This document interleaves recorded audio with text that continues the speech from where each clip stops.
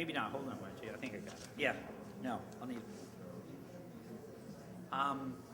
Evening, everybody. We'll be starting in a few minutes. I'm Wesley Rowe, and I'm with the Santa Barbara Permaculture Network with Margie Bushman, and we're happy to have you here tonight. It's amazing. We see a lot of faces we've recognized over the time, and I think Larry has met some of the students in his permaculture design courses he's taught over the years. Before we get going and introducing Larry, I just wanted to remind people of some upcoming events that are happening. Our 5th annual seed swap will be happening January 27th here in the library, Sunday from 11 to 3. That's a big celebration. Bring your seeds. There'll be music, seed balls. There's going to be a whole bunch of things. We'll be inside, outside. It's a great celebration. Last year we had 400 people, and it was just beautiful. So bring your garden seeds. Come and get seeds if you need them. This is the place to come. And then, following it, we're going to co-host with Fairview Gardens the first 6-day training for Seed School. And Seed School is a place that trains the next generation of seed savers and seed growers. And Bill McDorm of the Native Seed Search out of Tucson was here last year. He was the keynote speaker for the 4th annual seed swap.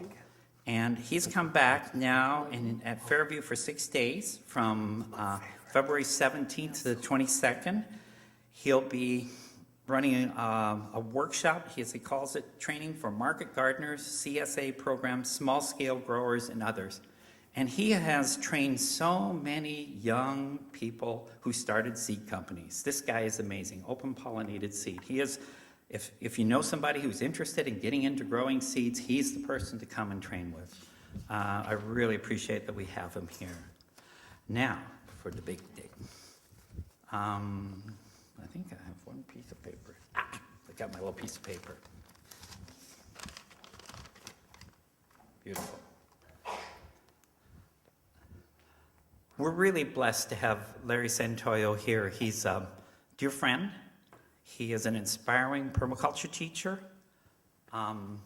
He was one of the early teachers who came to Santa Barbara at our invitation to teach here in 1998, 99, and right through to 2005 or 6 when he taught the first PDC here in Santa Barbara.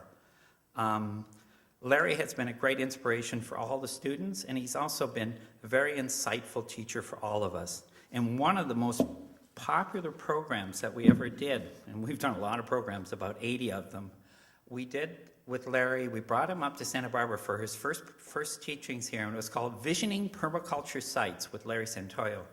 And we wandered around the community to 5 different sites and had the owners present what their site looked like, what the potential was, and then we brought a group of people in to see them. And this was over a 2-day period, and that was like very well attended, and it was really in a way to see the inspiring way he teaches.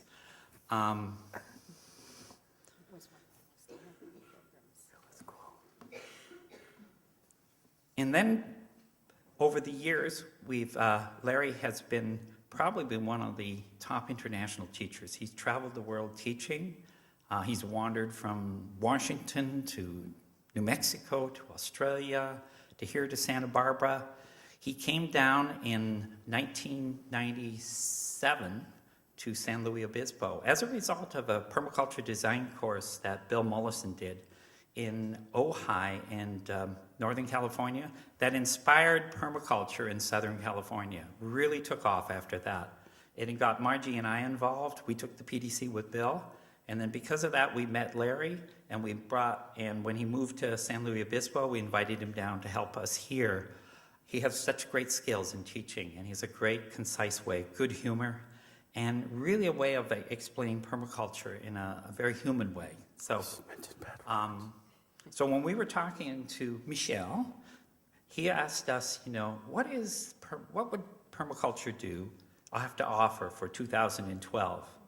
And I said, let me think about it, and I'll come back to you. And the person I thought about was the best person to teach what I call human permaculture is Larry Santoyo. He really has a way of reaching your heart and drawing you into the ecosystem. And it's a very, very special talent. And Larry always comes, he says, the future is abundant. And I think that's one of his very powerful statements he has. And so I could go on with more stuff, but I think I've said enough, and I'd like to welcome Larry Santoyo. Thank you.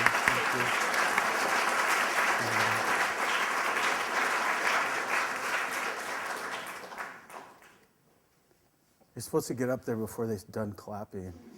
Oh. Oh, thank you. We couldn't get any sound out of this one? We can't get any sound out of this one? No, that's for video. Oh, okay. So are the levels good? How's my hair? Oh, I should put my coat on. I look much thinner. I know, it's my phone. Would you hold this?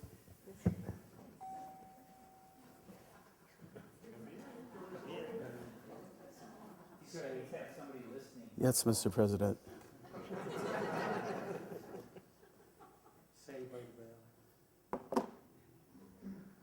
Thanks. Wes was saying that I travel around a lot. My daughter is in Bangladesh, where there is civil unrest today. So she got a message out to me via an ambulance driver. So that was a concern of mine. So I left my phone on, if you don't mind. That wasn't her. That wasn't her. It wasn't that important. My daughter travels around the world, and she's in Bangladesh. So I was a little worried about her earlier today. She's got like a women and children's clinic, her and her husband. I don't know where she gets it. She's like, always want to help people. And it's like, there's no money in that. Try to tell her. My name is Larry Santoyo. Thanks for having me. Thanks, Wes. Where'd Wes go? Thanks, Margie. Thanks, Marge. There's a lot of people in the room that I could go on thanking. Gunnar. Where's Jordan? Jordan, haven't seen for a while. Thanks, Jordan. Jordan was in Belize with me, worked in San Luis Obispo. Art's back there somewhere. And, of course, Logan's at the camera. Thanks, Logan. And Jill's somewhere in the room, too. I saw her earlier. Oh, there you are. Did the room go dim for everyone?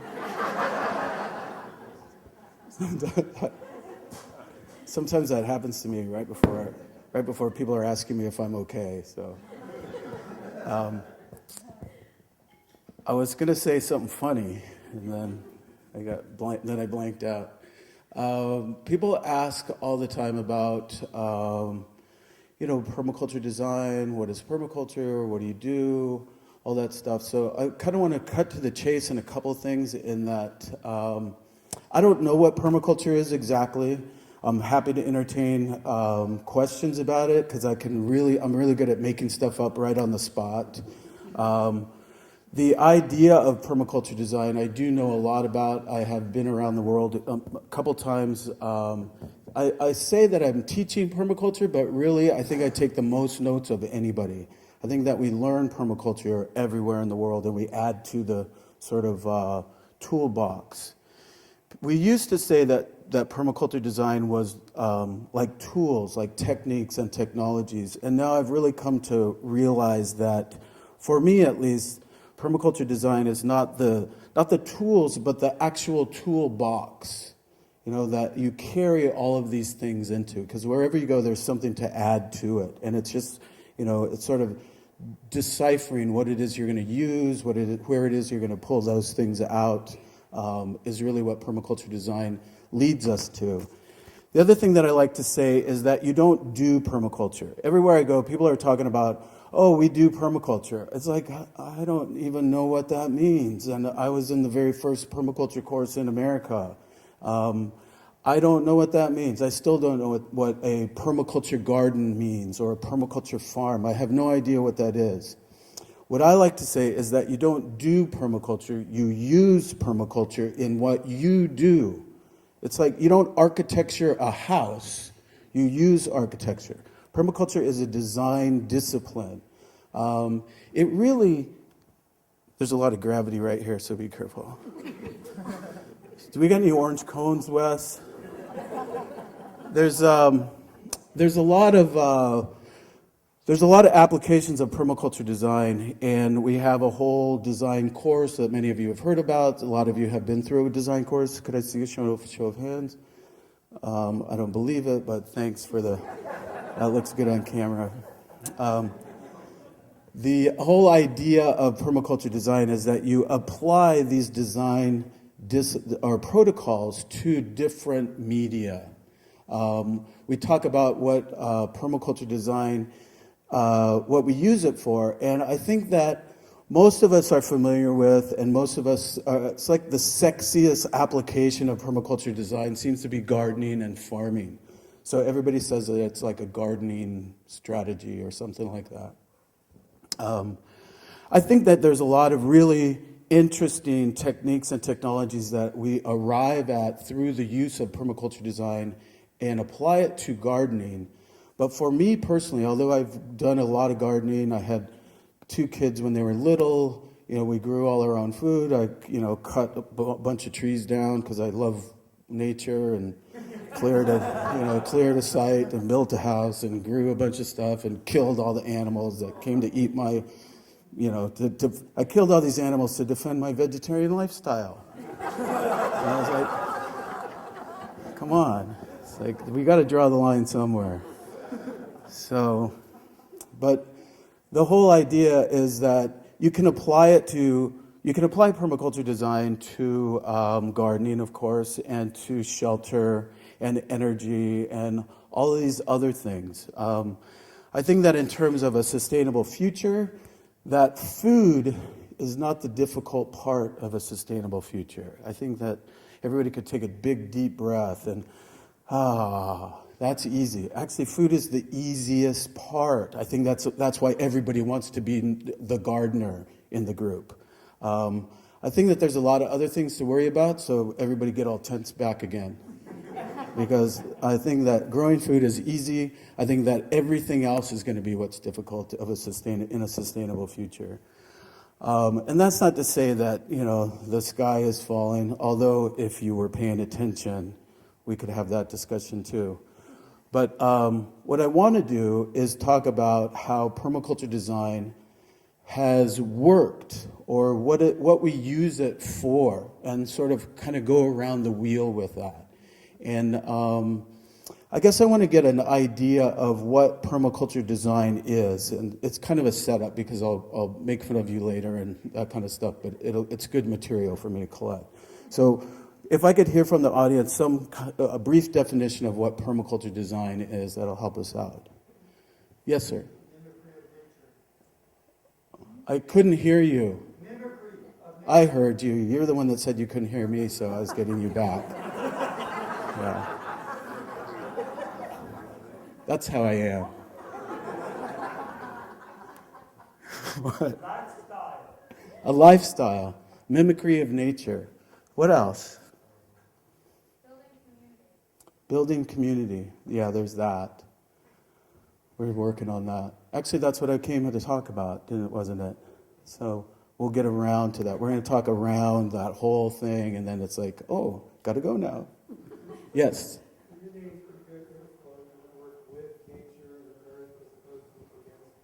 Yeah, as opposed to against it. And it's almost like permaculture is, let me see. All of a sudden, I turned into my cousin for a second. He always looks at me and he says, let me see if I could explain this so you could understand. It's like, I only look dumb. I'm actually pretty smart. What we're really talking about is how nature works. Not necessarily work with nature, just like snap out of it.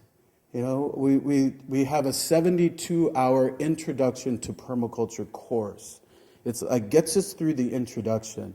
And it's sort of, we give certificates, and I always want to change it to say, you've been awarded this certificate in a reasonable grasp of the obvious. It's like we spend all of this time, and I want us to be embarrassed, like truly embarrassed at some point, and maybe even sooner than later, that we had to actually take a course, have a provocative discussion about the sustainability of nature and how it applies to the human endeavor. It's like, really? It's like, what? It's like we talk as if it's apart from us when it is us. It's like all the evidence points to it. Where we reassemble from a system that exists. We dissolve into a system that exists. There's nothing else going on out there, right? The same calcium in the stars is the same calcium in our bones. Our bodies articulate in spirals. Everybody do this. Do this. Look at your opposable thumb. Actually, do that to some animals too. They hate that. It's like, yeah. But you look at your fingers. Look at the way your fingers articulate, right? They articulate in a perfect nautilus spiral. You hug in a perfect nautilus spiral, right? It's all you can do. Your digits are the Fibonacci sequence. It's like, how can we not be a part of nature? Why would we have to take a class? Why isn't it embarrassing that we don't already know this? We talk about different cultures and how they are remembering these things. I have a feeling that they never forgot, that we're the ones trying to catch up. I heard a guy on the radio the other day that humans are the only ones that are smart enough or deep enough to ponder their place, to question their place in the universe.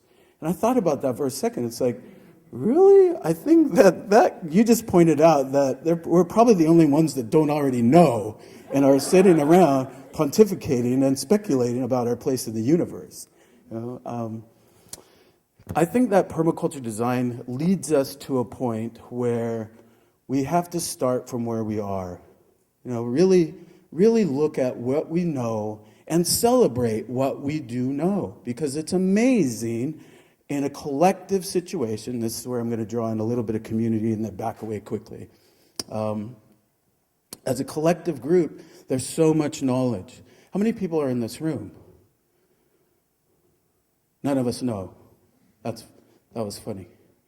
But let's say that there's a known number.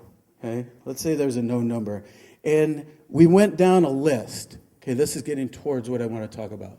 Let's say that I asked you to tell me what it takes to create this mythical, sustainable future, right?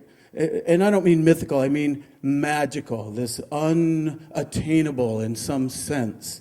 What do we need to do that? That's often how I start my permaculture design courses. What does it take to create a sustainable future? Give me something. Yes, sir. Water. Okay. Excellent. And with that, we could talk about food. Yes, sir. What's that? Yeah, that just leads to free thinking. Okay, open mind. Let's do that. What else? Energy. What else?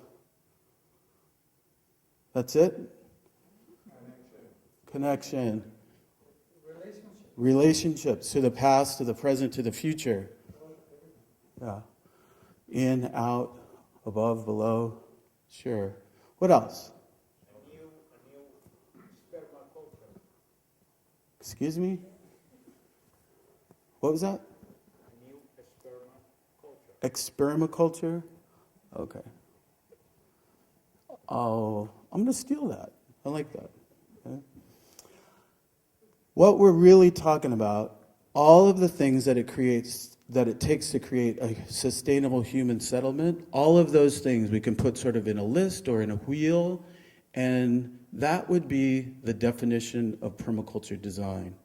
What we're doing is we're looking at a set of protocols, and we're going to go around that wheel. We're going to apply it to energy. How would we solve energy issues? How would we solve communication issues? How would we solve food, water, shelter, clothing, energy, all these different things? That's what permaculture design does for us. That's where we go with permaculture design.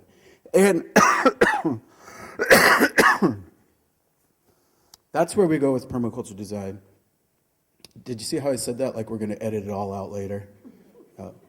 Where we go with permaculture design is when we get to community, or when we get to applying all of these techniques and technologies to specific issues, it becomes clear. That's the part that I want to get to. We arrive at the potentials of community. We arrive at that it's obvious that we need to gather because of task-specific endeavors. So that's where permaculture is leading us, and that's kind of what I wanted to talk about tonight. Okay? Questions, comments, concerns? I'm going to start a PowerPoint program if it works. Yes, sir. But there is already a community. Sure. There's the community of nature, the community of life on earth. Okay, problem solved. Let's all go home. That is, I think that's sort of the given that it's like, how do we get back to touch it? How do we get back to reach out and have it enter into our hearts, into our being, into our energy? Like that we walk with the chi of the earth. How do we do that? Stop being Americans. Well, Uncivilized people. yeah. Okay, there's that.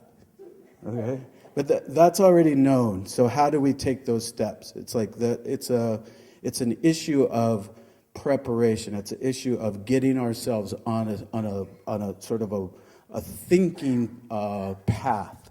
Correct? That we need to start thinking this way and start moving this way. Okay? Let's start this thing. Can I use this now? Okay. Thank you.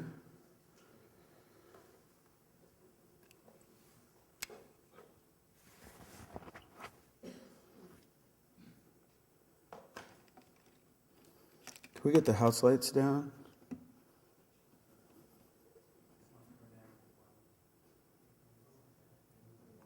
Thanks. And back on again? Blink them a couple times. Excellent. Excellent. Okay. In case you haven't heard, the future is abundant. That's what we're going to talk about. Thank you. We'll pause for applause. Logan, can you fill that in like it was a really loud applause when I said that? This is going to be a tough crowd. Okay, this is it. This is where we separate it all. Permaculture design is not about gardening. There, I said it. Okay? Permaculture design is protocols for decision-making and problem-solving. Permaculture design is decision-making protocols based on the patterns of nature and the convictions of a conserver society. That's where we're going with permaculture design. We use permaculture design to start problem solving. Nature has already started that endeavor. Okay? Nature as a teacher. One of the things that we talk about over and over and over, and we relate to backwards and forwards in permaculture design, is patterning and pattern understanding. The patterns that sort of dictate. I mentioned a few of them earlier. The patterns that sort of set the stage for how things flow, how things are set into motion, how a sequence of events is actualized. Okay, that they're through pattern understanding. Now, and then we start weaving in human ingenuity, and that's where we get to think about things like art and science and culture. And then we can keep going on and on to include technologies as part of those things. The artistry of technologies, the cultural aspects of different technologies. And now what I want to do is get us to think about strategies, not just techniques and technologies, but strategies. Sort of making those protocols multi-dimensional. Okay? We talk about green building, we talk about natural building.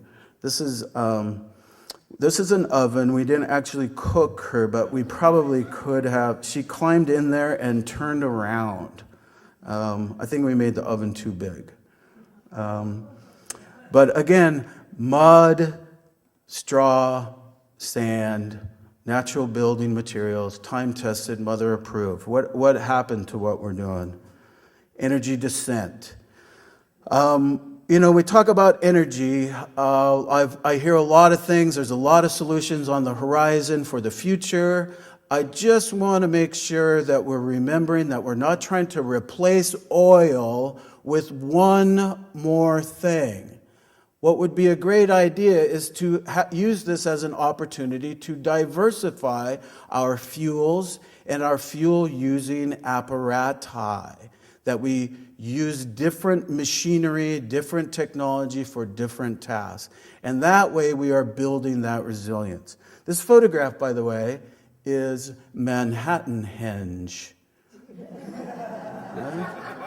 I think it's a very sacred event. It happens twice a year where the sun sets directly between the buildings from my apartment in Manhattan.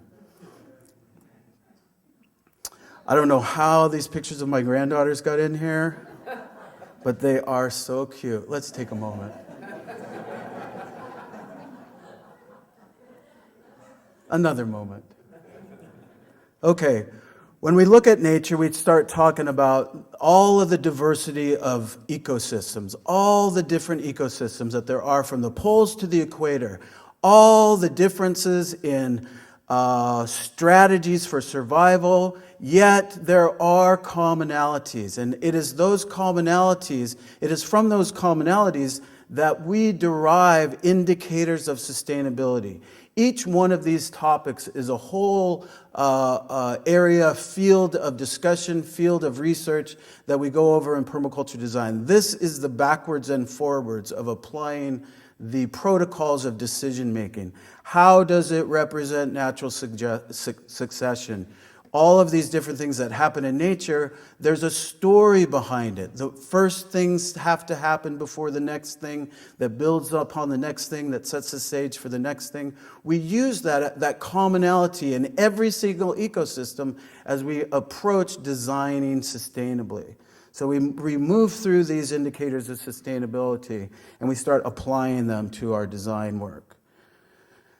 Here it is, the human settlement. All of these different things. As we look around the wheel, we try to identify those things that it takes to create a sustainable human settlement. We could go around this wheel and add different things to it, but the idea is that we're trying to make a holistic design.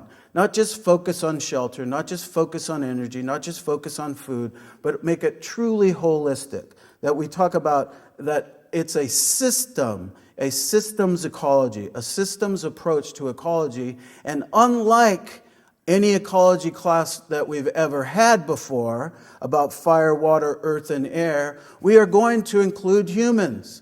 We're going to include us as part of the ecosystem and the nests that we build. We're also looking for a biomimetic response. We want to ask that question, how would nature do it? How does nature do it? Everything that we need to figure out has already been solved. We could probably say that about every single thing, every endeavor that we have. Transportation, the honeycomb is representing sort of arrangement, stacking, packing. There's color and reflection. There's in the kelp forest, there's all kinds of different flexibilities and resiliency built in at the same time of incredible anchoring. There's an anchor at the base of this incredible flow pattern. How is it doing that?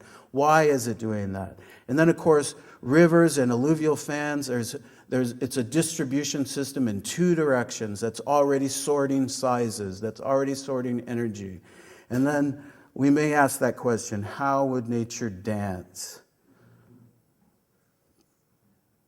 Wait, I'm getting lost staring at that tree's butt. More biomimicry evidence.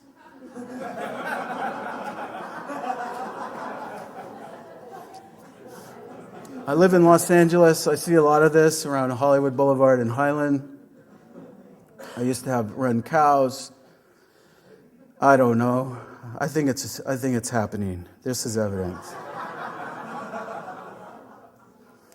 So again, we go around the circle. We go around the circle and looking at how things are connected. In plants and animal system, it's easy to see the connections of one thing to the other. Consumption is offset by contribution of each thing. We talk about it, we learn it, we can study it, and then what is important is that we start to design it, that we start to think this way in terms of how we do it in our communities, and that our homes become a piece of the ecosystem that is our community, and that our communities are designed that way. The gentleman over here reminded us that we do live in a community. I always ask that question as another setup. How many people want to live in a community? And I have everybody raise their hand. Do it for me, just for the cameras. Yeah, you already live in a community. Okay, is the short answer. It's like the way that we participate in our community is we're just going to make minor adjustments. We're going to solve our needs differently. We're still going to solve our needs. That we're looking at how nature does it. And instead of making, I live in Los Angeles right now. It's a small coastal town south of here. If you count the valley, and who really counts the valley? There's about 11 million of us down there. I would say that's dense population. But people ask, how do you make the city of Los Angeles? How do you make the city of Santa Barbara? How do you make the city of Denver? How do you make the city of Seattle sustainable? The short answer is you really can't. There's nothing in nature that would lead us to believe that you can organize that many diverse systems to function as a whole. But ironically, every single person in every one of those cities could live sustainably. And that is by starting and staying small. Small working groups that duplicate, not grow larger and figure out how we make 5,000 things work, but stick with numbers that nature already has played with. Nature has played with numbers. There's studies done all over the place. It's around 50 to 150 people. As luck would have it, it takes 100 people to support 100 people. That's kind of where I want us to start thinking of. It's a lot different than the whole world has to have a paradigm shift in order for us to do this. Let's say that there's 50 people in this room. Does everybody know somebody else? Okay. I think that if we did an inventory here, we would start to realize that we can solve our own needs locally. We don't have to go out and exchange our energy for currencies and then buy our needs. We could start facing each other, shaking each other's hand, looking each other in the eye, and conducting commerce and trade. So that's really it. Doing a resource inventory and a needs inventory in our community. And we're talking about a small community. We can come back to this. But I just look at all of these different things that we already have in this room. I took a poll as people were coming in. Okay? These are all the resources in our community. And as luck would have it, we need a lot of those things. People already said food, water, shelter, building, transportation, energy. I threw in music and entertainment because we have to support the local bars, which leads to community health and wealth, and certainly secure society. We start looking at how people participate in the community. How do we become community members? So we start looking at solving our needs with local people, just like an ecosystem does. That plants and animals supply nutrition for other plants and animals in their circle, in their guild, in their system. So we start doing that. One of the things that I showed you before in the indicators of sustainability, that everything in nature multitasks and everything in nature has a backup system. So that's what we would do here. See how Jessica Goodwrench, destined to be a plumber, can now work in a couple of different fields, diversifying the income stream, diversifying the community support, making a community more and more resilient. It's us. We are the elements of the system. It's our services, it's our products, it's our skill sets that we contribute to the community to make it resilient and sustainable. And we just keep going on and on down the line. Okay? So once we get through that list, we can start looking at what it is we can still focus on, right? On that list of resources, there may be resources that we have surplus. And on that list of needs, there may be needs that aren't met by our local talent. So then we create new lists.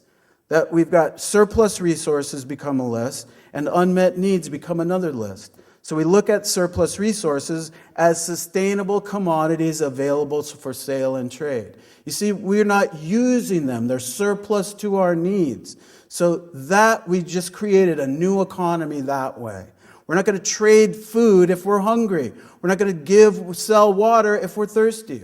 We're not going to sell shoes if we're shoeless. Or we're not going to give away knees if we're needy. Something like that. You get the idea. That didn't make sense once I said it, but you get the idea. So unmet needs, that becomes sustainable community economic development opportunities. That's where we focus. That's the only problem. That's the only issue that needs to be solved. Everything else is easier. So we go around the wheel over and over, and we keep strengthening the weakest link, and then we use our information to help other groups of people doing the same thing, overlapping in the same community, next door neighbors, in a different network even. But we start using or start practicing how we do this. We already have this pattern where we accept federal dollars because we know we could go into our circle and spend federal dollars for those things that we need. We have that same opportunity to create a local economy for ourselves. Finding a place on that wheel that you are passionate about. That is a whole different day, that you could wake up and be passionate about it your day. And diversify it. That we end up doing 2 or 3 things during the day or during the week.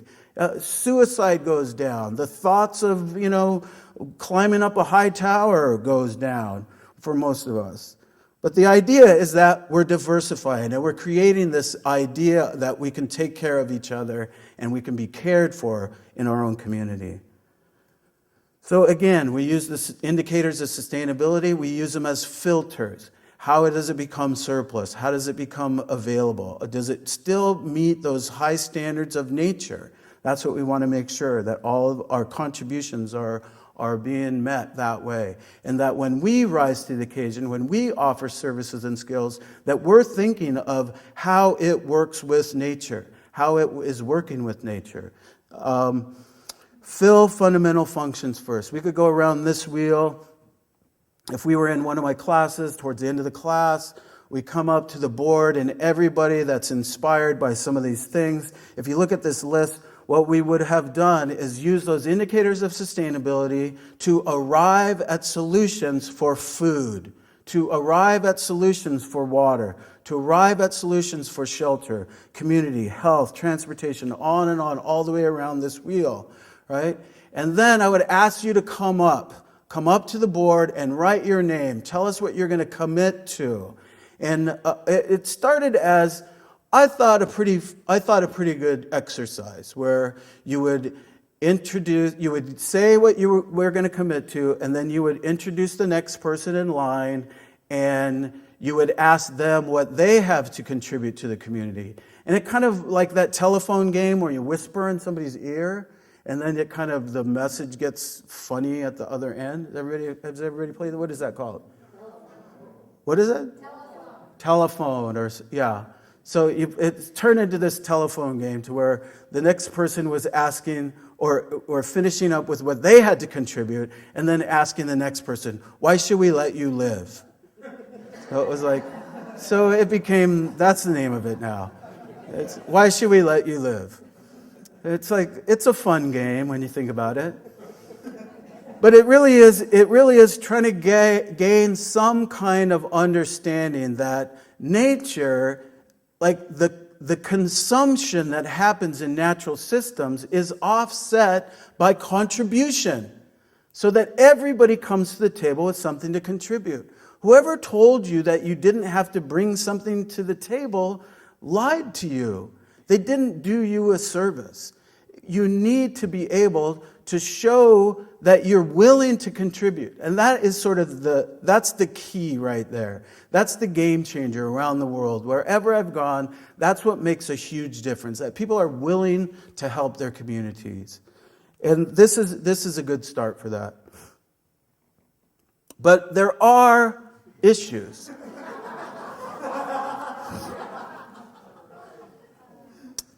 We keep coming up with the same things. Well, why can't we do this? We don't have any money. We don't have any land. And there isn't this paradigm shift on the planet that has to happen for us all to get along. It's like it constantly comes up. But as luck would have it, part of the programming and permaculture design courses are we exhaust all different kinds of strategies. We move from techniques and technologies, how to grow food, how to get water, how to restore dry lands, how to rehumidify dry watersheds, how to get inducing meandering. It's not as exciting as it sounds, but it's necessary. But so we go through a lot of different things. Informal economies, where we talk about barter and trade, where we talk about WHEs, where we have microloan programs, and semi-formal things where we start getting our own currencies. We have time banking. That's a game changer. We started a time bank recently in Haiti that just changed everything, where you're working your skill sets, but you're trading just the time. So you put time into a bank. You're working for somebody, and you're doing masonry for somebody, and you take out childcare or some other thing. It doesn't have to be directly with that person. Time banks. It's a game changer. We started time banks in Los Angeles a few years ago, and now we're the largest collection of time bankers in the Time Banks USA registry. And then, of course, the formal economy. We've got nonprofit organizations, which are still corporations, and we've got regular corporations. We've got a lot of links between corporations and nonprofit corporations. So all of these different things are part of diversifying, not replace one thing, not throw out capitalism in exchange for another thing, but diversify all of the different tasks that we have during the day. It's easier and easier to do. Land access. We've got all kinds of different things. The primary skill set, by the way, is work hard and then work harder. It's along that trail that you get your big break. The Oxfam model, where you just simply ask in an ad, where if people need help managing land and if people want to help manage land. And it's amazing what you could come up with. We went from zero, having no land, to within a couple weeks having 17 backyards, a couple orchards, a couple pigs, some really bad stinky ponds. But all of a sudden, we couldn't say that we were landless. We couldn't say that that was our perceived impediment. It was actual, it was happening. All we had to do was step forward and do it. The city farms. This is my crew in LA. We set up boxes, we start planting them, people fill them, people water them. The whole city as a farm, every single microclimate. This is the bridge under the Spring Street that goes over the LA River. There's every kind of microclimate that you can think of in an urban ecosystem, classic canyon ecology. You've got wind tunnels, you've got cold pockets, you've got heat sinks, on and on and on. The city as a farm, looking at the street trees, looking at every other niche that way. Santa Barbara is like a paradise that way. This is there's a 3-story pear tree. There should actually be orange cones. You could get killed by falling fruit here. And it's like there's just so much food, it's ridiculous. There's basil, there's, what do you call those, vegetables, all that kind of stuff. Land trusts. There's groups of people that work with groups of people to secure property so that low-cost housing can be done. It's done around the world. It's done, as a specialty groups. This is a group in Lopez Island up in the Pacific Northwest, where these buildings are built by the building is also done by the people that will eventually live there. And the north side of these buildings are all straw bale. They are mud plaster. They're really beautiful solar setups, really beautiful land trusts. And it's like preserving a cultural heritage. In this particular thing, they had artists, and like you walk through the site and see the hippies in their natural habitat. It's like very important work. Farm and garden clubs. This is a private club. Common works, where we could lease and own buildings collectively, to where we've got non-nuisance, non-polluting enterprises. I had a TV show for a while. We shot a TV show where one of the episodes where there was all these different endeavors going on in one building. Again, it's not just about growing food. There was welders. This is a guy who can convert any car into fully electric. And he was explaining to me all this stuff about electric, and I acted like I knew what he was talking about. It was very, very interesting. But there was welders there. Like every single person at a station was an independent, autonomous worker who didn't have to pay exorbitant overhead to do their chosen craft, or one of their crafts, to get through the farm links and CSAs. Of course, we used to call them subscription farms when we first started doing this, but I think that everybody's familiar with community-supported agriculture, in that you don't need to be a hunter-gatherer, farmer, gardener. You can support people who are doing that for us. And that is permaculture design. People say, oh, I need to grow my own food. Well, it's like you need to supply nutrition for your family. That's the highest generalization of that part of the equation. You can do that several different ways. Maybe you are a gardener, and if you are, you could probably grow food for 100 other people. 5 people could grow enough food for 100 people. It's proven all the time. Employee-supported agriculture, where instead of, if you can't afford to give your employees a raise, let's rethink some of the spaces that we're using. Maybe we can invest in a community-supported agriculture site, or use some of the spaces ourselves. There's a lot of places that have enough employees that could run their own agriculture system, where people are taking home boxes of produce. If you're taking home $25 worth of produce every week, that's a $100 raise in anybody's book. These aren't actually employees, they're just chickens. Swan Song for the Lawn, where we've got this program. Actually, Jordan in this room took this picture when I was much thinner. We built these ponds. We replaced the lawn. We have a food system, ever-evolving food and resource system for about the same, in this case, about the same cost as managing the lawn. So there's hundreds of varietals of flowering plants, fruiting plants, medicinal plants, fiber plants, really beautiful setup. So it's sort of debunking that, we can't do this, right? We want this sustainable future, but we can't do this because of our perceived impediments. We have no land. Okay, let's just die. Or we could rethink how we participate in the landscape, right? Here's a whole set of things that we could start applying. So now we get to the real part of it, okay? The harmony of nature. Really? Look at this. I think we should rethink how we think about that. Don't you just want to pet this little guy on the head? Yeah, with a long stick and a net. Okay? Nature filled with venom and violence. That is a stinger in that centipede's head. Okay? Harmony? Okay? What about trickery and torment? Come hither. I have fallen for that myself. Okay? Trickery. Eyes in the back of your head? What about eyes in the back of your butt? That just isn't fair. Deception and deceit. Not really smiling.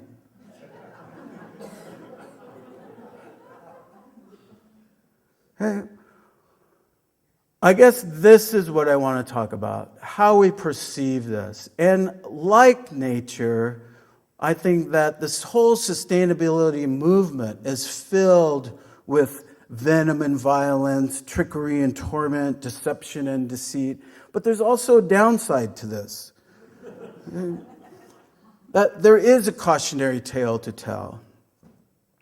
That when we think about all the things that are going on, all of our choices that we have, and the things that we discuss and have discussions about, it really, there's a few things that I want to bring to the table.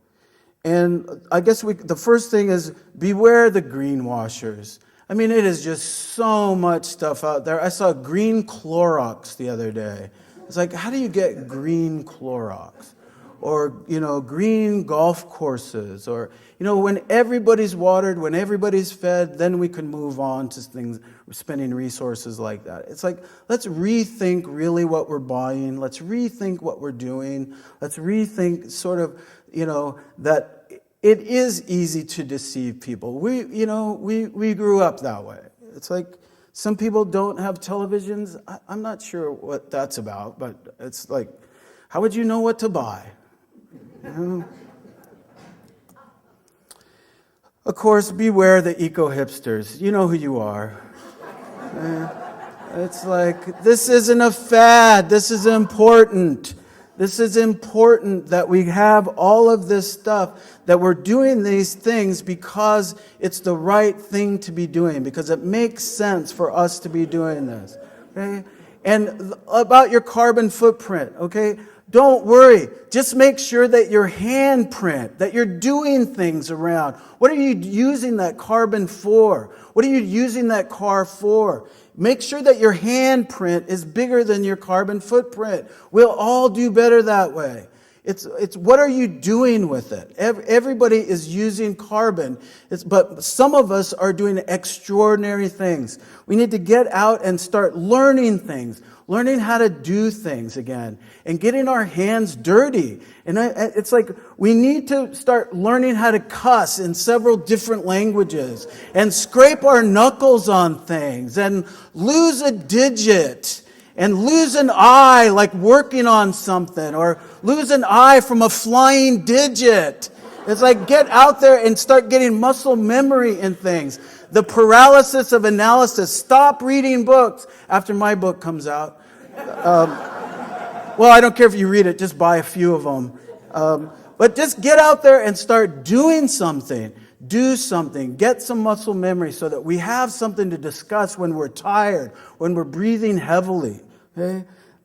And lastly, I think that this is really what I've come to talk about, is beware the peddlers of fear. It's like, how many times is this going to happen?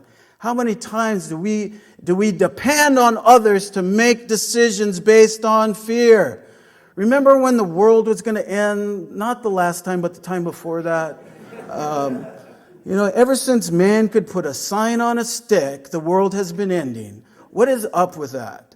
There was one of the times the world was going to end. Actually, every time the world's going to end, my business booms. Okay, we had a workshop that the people from the hills, they're going to come down to the city and they're going to come and take our shit. It's like, oh, really? It's like, and then we go up to the hills and, the people from the city, they're going to come up here and they're going to take our shit. It's like, nobody's going to take your shit. It's like, stop being fearful. It's like, if you're making decisions based on fear, then anybody can take your shit. It's so predictable. It's like, if you use that fear, if you use that adrenaline to wake up to something, and then start using natural systems to help you make those decisions, that's when we learn about compassion. That's when we learn about abundance. That's when we learn about the future as it truly can be. The whole idea of making decisions based on fear. Oh yeah, they canceled 2012. I thought I'd tell you that. Yeah. I started that rumor a couple weeks ago. See how far it'll go. Yeah, not the cool stuff. That stuff's still going to happen. Okay? This pains me to say it. It's like I want it so badly for there to be, what's that family film, Road Warrior and Mad Max? You know, I wanted so badly for it to turn out like that, but I just don't think, I think we're going to be too tired. If you've ever been in a fist fight, it's like, oh my God. It's like 2 or 3 swings and it's like, I give up. You know, it's like, you win.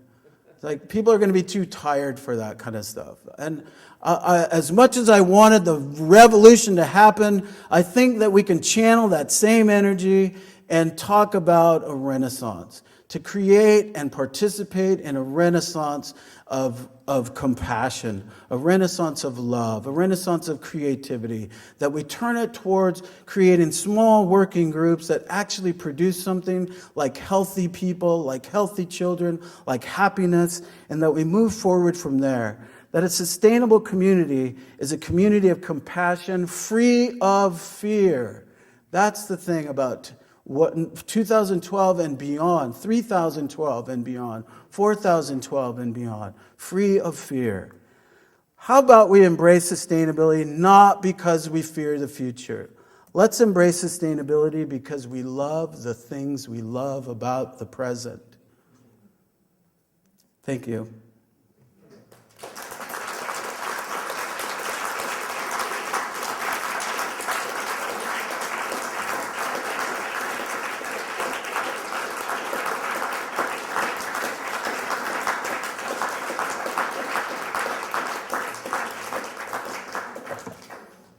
Do we have time for questions, Wes? You got all the time for questions.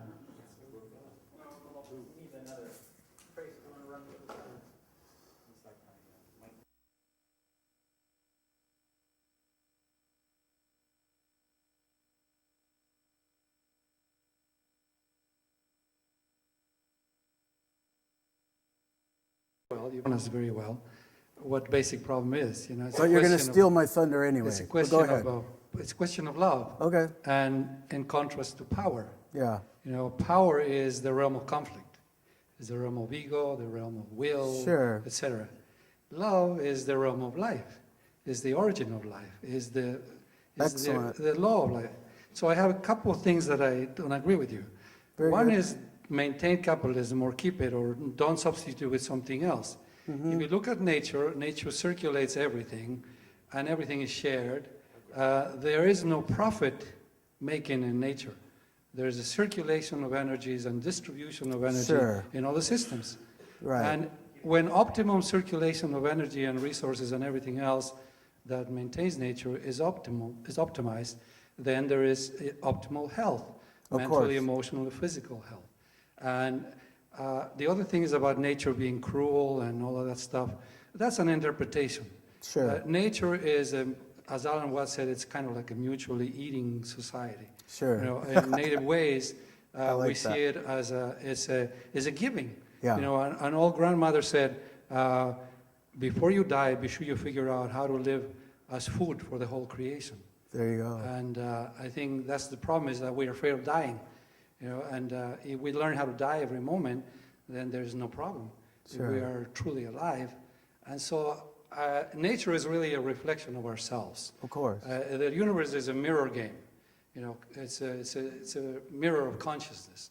So if we develop all-inclusive consciousness, there is no terror or deception or anything Sure. else. There is a state of being where we experience love and compassion, because the earth is our mother and truly a compassionate being.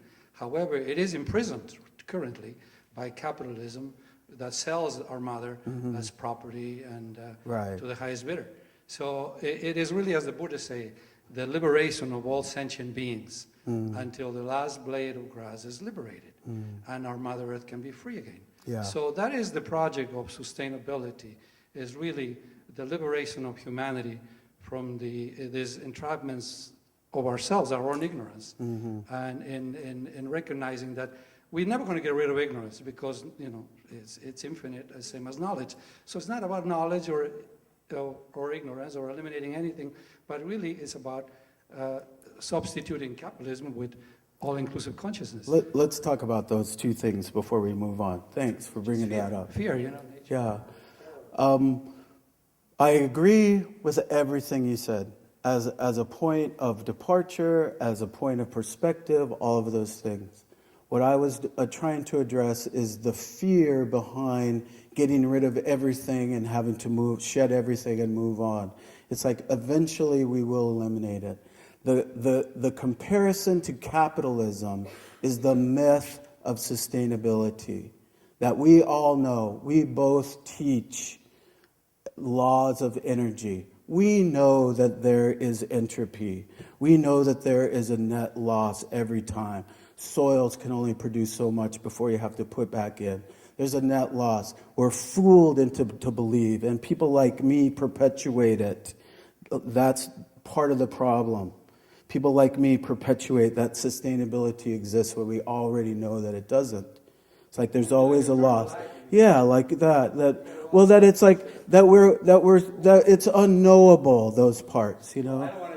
Yeah, right. It's like yeah, right. You would be damned to that, right? But the idea is that, you know, that what we want to do is supplement where we are. And I tried to preface that as starting where we are. Most of us are participating in this pattern. So what I was trying to do is get us to think about these new patterns as almost the same as our other patterns. We go over here and we exchange energy, and for some reason we're accepting these federal dollars, and we go over here and we get our needs met. When I'm saying that, we could do that same kind of a thing, but just with our local participation, perfectly legal, perfectly doable. Most of the world actually gets commerce done that way, right? It's us feeding the debt industry. It's us feeding all these other capitalistic ways that perpetuates capitalism. I think that for dramatic effect is where I was going with that. And that by us participating in our own currency, in our own models, and doing our own transactions, we will feed that less, right? The other thing about harmony is just another one. It's a perspective to get people to think of it's okay to be eaten. There, I said it.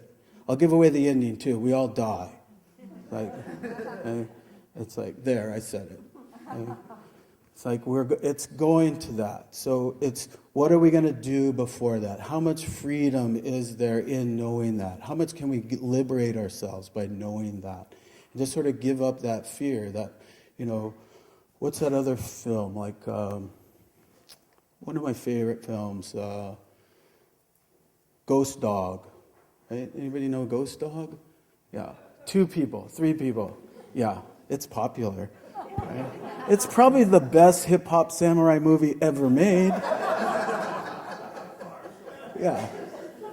But it's like entertaining, you know, that I'm already dead. So he's not fearing that part. So he can walk with confidence and walk with, you know. No, not personally. Okay, very good, very good. Where's your people from? My people, I come from the Andes. Oh, okay, very good, yeah. My people are everywhere.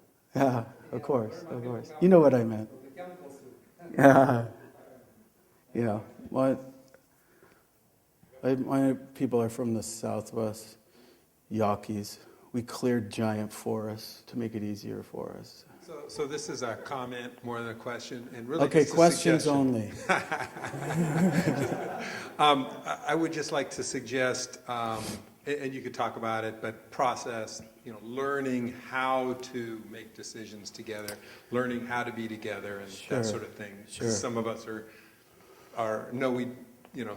Well, it's funny that I used to say that. It's actually not funny. It was actually very cruel.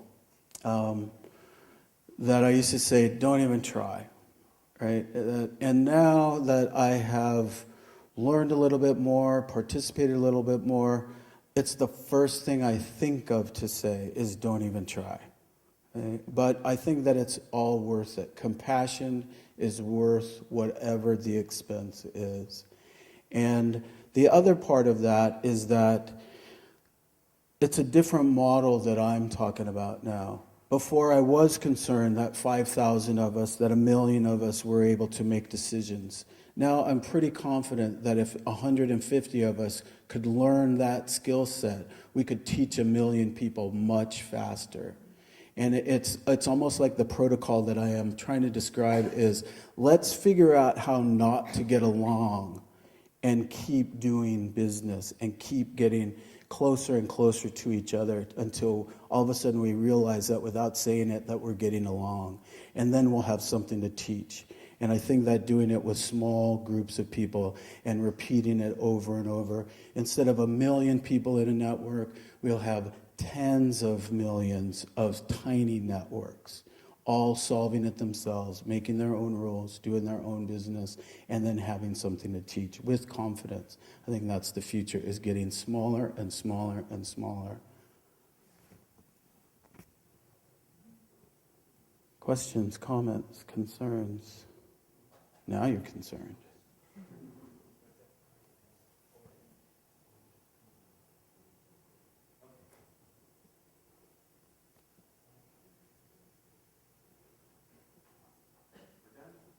Is that it?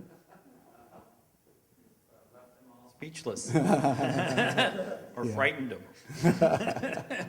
Now, we were supposed to raise up the energy. Yeah. Yes. I'd like to offer something. Very good. Thanks for what you've offered so far. Thank you. Thanks for letting me share. I gave you a piece of paper, and there's some piece of paper back there. This started in 1970, when Hopi people started to become active and try to communicate with world leaders about the energy situation in the Southwest. And so at that time, people from all over the world would flock to the Hopi villages and try to learn about the Hopi prophecy and such things. I was a young student in high school, starting college, studying design and art, and we were organizing events. At that time, they were called happenings. And I became interested in thinking about history as an art form. You know, history, what is it? It's just the stories people tell with their lives. So now what if we could tell a story with our lives? What if we became actors, you know, which really took up the idea of we are actors in the stage of the world. Well, what would we do? What would we say? And so with other people, I was a member of a group of designers. Richard Register, who is now the president of Eco City Builders, he proposed the idea of what's called the World Community Holiday, the celebration of the equinoxes. And then I follow that with, well, why don't we celebrate all the seasons? That would be a way to bring people's attention to the fact of natural order. You know, whether we like it or not, the solstices and equinoxes happen, and it's a moment of transition between seasons. And in acupuncture, there's a practice of tuning our bodies by stimulating energy in the system so that we are prepared to adapt to the changes in the season. So that's the dance of life. Now, if we participate in events that focus on awareness of these moments of change, and we do this together with other people around us and around the globe. At that time, there was no internet. So we wanted to do this with teleconferencing and try to create festivals around the world that would be like the Olympics. So instead of competition, it would be cooperation in all the arts and sciences and medicine, agriculture, everything. And so now that there's internet, it's easier to take a picture with your iPhone and say, I'm celebrating the equinox, and send it to around the world and everybody can see it. So I put a piece of paper back there. You can do this yourselves alone with your family, your friends, or if you're more interested in making something bigger, we can create a circus, in the beach or somewhere, and have music, dance, poetry, everything, permaculture, so people can learn about these things. Not everybody knows. You'll be surprised how many people don't know about these things. That's the idea of celebrating the equinoxes and the solstices.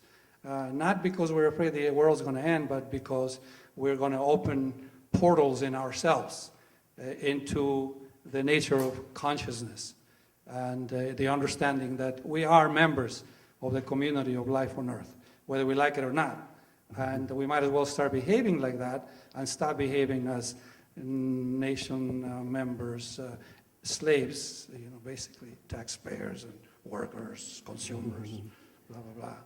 Thanks. So you have that's information down at the back. It's so over there. And if you and want the to get a Hopi hold of you, people they can say, do it there. peace among all peoples, harmony with nature. That is the message of the Hopi elders and all elders In the Hopi, in the Lakota way, it's called All My Relations.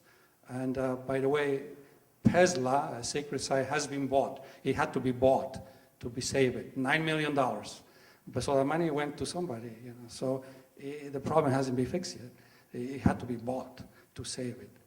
But maybe we have to buy the world from somebody and then set it free. Buy the world. That's a good one. Thank you. Anybody else? Go ahead. You talked a little bit about, sorry. You talked a little bit about regional currencies and diversifying our economy. Right, So, that's right. what, in your opinion, would it be difficult to establish regional currencies in this country, and why? So what would be the barriers or the major barriers to establishing it, and what would promote it? Well, I think that there's a couple of things that we start with. In permaculture design, we arrive at solutions. So that's a big one right there. So we find a group of people who would have, there's a group of people somewhere sitting around going, if only we had some money, or if only we had our own currency, right? Then we can sort of identify that as an established need, right? So that's how in nature niches are filled, that a need represents itself, right? Or presents itself. There are dozens of complementary currency systems around the United States, and several dozen in Canada and other places in the world that have set up, a new economy that sort of started the wheels spinning again in a depressed economy.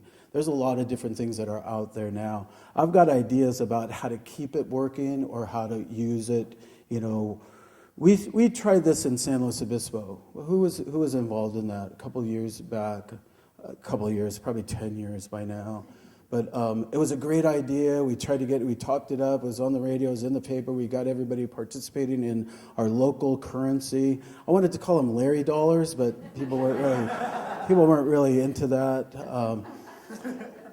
I still think it's a good idea. I've been pitching it around the world. But we had slow dollars for San Luis Obispo. Not that we were really slow, although the police car said slow response. The buses say slow transit. Right? So, but the idea was that we used it, and then we started making it more obvious that people needed it, like this is actually solving real things. We have started somewhere, it's 50 or 100 massage therapists, and it doesn't work because of diversity. You need diversity. So then we started putting these categories, so then people got these ideas, and I can teach that, I could do this. It's like the beautiful thing about it is something that you don't normally think of or get paid as a professional, you could also list as having that skill set. And then we have to work out, like some kind of symbol for a hobby, because people were upset because they thought they were getting tennis lessons by a tennis pro, or, I was like, okay, so then we have a little symbol. So if you're a hobby brain surgeon, then you should let people know that. So it's a little bit strict. But the idea is that you arrive at the solutions, but they're out there. It's like all of a sudden, what we could do is start it as using it as incentive to participate in our 50 to 100 person network. If you come and join us, I was going to say drink the Kool-Aid. If you come and join this group, see what you can get solved and cross off your list without using federal dollars. It's happening all over the world. It's $1 billion soft economy just in the States. $1 billion. That's a lot. This alternative economy where we're using no cash to get goods and services. We spend a lot of money on services. If you could get plumbers or software techs or electricians and trade your time for time or some other avenue like that. And just go down the list. The things that we can't trade straight across for, like this shirt for that shirt, or, if I'm not into the Elmer Fudd thing, then maybe we go into something else, or, it's like, I don't want that shirt, then we go to some other way to conduct commerce. We diversify the way we conduct commerce, not just substitute one thing for another thing. That's like monocropping. That's doing the same thing, anti-resilient or fragile systems instead of anti-fragile. So was there any resistance when you tried to implement? Yeah, those every slowdowns? time we did it, it was through great external energy, and it would spike for a little while, and then it fizzled out altogether and doesn't exist now. Mostly because most of us were fat and happy, and we didn't arrive at it as a solution for something. We imposed a solution, like we've done a million times with other good ideas around the world, technologies included. We arrive at solutions in permaculture design. That's the best thing that I can tell you, is that we've learned enough not to impose it.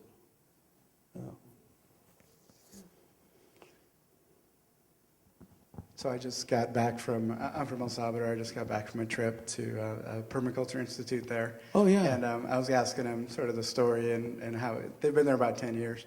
But I said, was it a rough start? And they said, yeah, it was very rough. We went to each town and we gave a 1 week permaculture PDC. Oh, yeah. And then walked away and then expected it to take off. And it didn't. It flopped, just like you were saying. Mm-hmm. And then she was saying, there's a story of our people in Lenca, and it's the Aku, the great creator, tries to build the world, and he fails during these 5 days. He keeps kind of crashing on him, and he can't figure out time and space, and he's kind of like, frustrated. And so he cuts off his fingers, and he makes like a directivo. And then these become like his advisors, and so he meets with his advisors, and then they each do the same thing, and they become sort of the threads of life. And the one was saying, this sort of made me go, duh. So in each community, there's a directiva group, or DESCOs, that are predefined to help find solutions for the community. Well, not only is it creating ambassadors, like in our sort of circles, it's of people, it's of the place. Exactly. Right? It's like, it's using a technology or a methodology that people use. Right. Yeah. So they just taught the Who leaders. are the folks in El Salvador? It's the IPES. Yeah, they're like more than 10 years old, I think. They were, a little more. Juan Ramos, P. Trainer, Bill Mollison, and a few people there. Yeah. Yep, he was in one of my classes. Yeah. Very cool. Thanks. Someone in the back? Yeah, well, first I'd like to say that it's wonderful what you're doing. Thank you. And I especially like the abundance part that you're bringing to this. And I think that I just want to tell a story and then ask a question. I was trying to get water to a group of plants, and so I hooked up to the rain gutters and was expecting to get water at certain times of the year when there was rain. But it turns out in this particular location near the mountains, there's condensation all the time on this metal roof. So we're getting, 50 to 100 gallons of water coming down to where I put the plants. So when you talk about abundance, this particular scenario is they have rain chains on the house, so you can see the water dripping. And so that's really was the conclusion that I came to. Here it was, I was worried that I was going to get water to these plants and enough, and now I'm worried there's too much water. Oh, right. Coming down to this plant selection that was made. And then a comment and is that I believe that abundance is the place to look at. I believe that what's so wonderful about what you're doing and what that experience was for me was that there's belief. That through small acts that I can begin to understand nature better and how it works so that I can be a part of something meaningful. And I'd like to hear your thoughts on that. I first of all, I think that's beautiful, and that that whole idea of that it didn't exist until you put something in between that understanding or that unknowing to create the conditions for actualization to happen. And we talk about that a lot in permaculture design, that we're not really harvesting water, we're creating the conditions for condensation to happen. That once you become fully involved in permaculture design, you're no longer a gardener. Okay? That gardening or produce is a byproduct of your activity. You're a soil manager, and produce is a byproduct of soil management. And that what we're really doing is we're creating the conditions for vegetables to happen. And we just go about our business. We set it into motion, it becomes physics. It becomes physics. That if we're managing soil, you have to be a complete ass, or you have to mess everything up to mess that up, right? It's like, it's a byproduct. It's a logical delivery for that.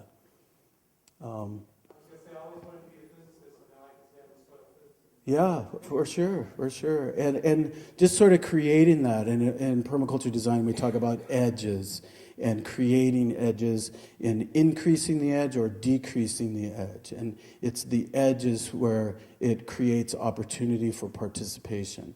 Without that cool laminate surface, you wouldn't have atmospheric, condensation, and there wouldn't be drips. So it's like you're an active participant in having that happen, and then directing it someplace positive that can utilize that instead of causing damage from a byproduct of some activity that we're doing. Very nice. Thank you for sharing that with us. Who else? Okay, thank you, everybody. Thank you.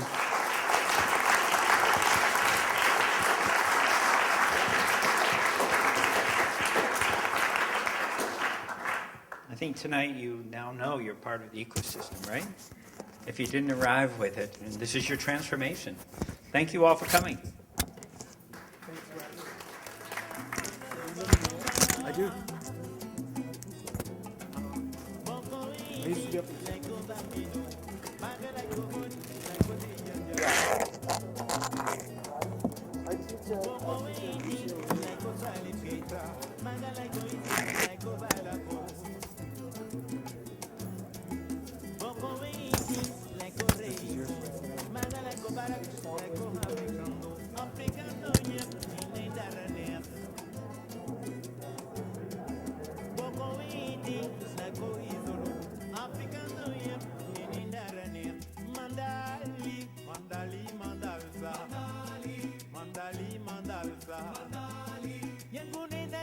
Mandali, con africano dan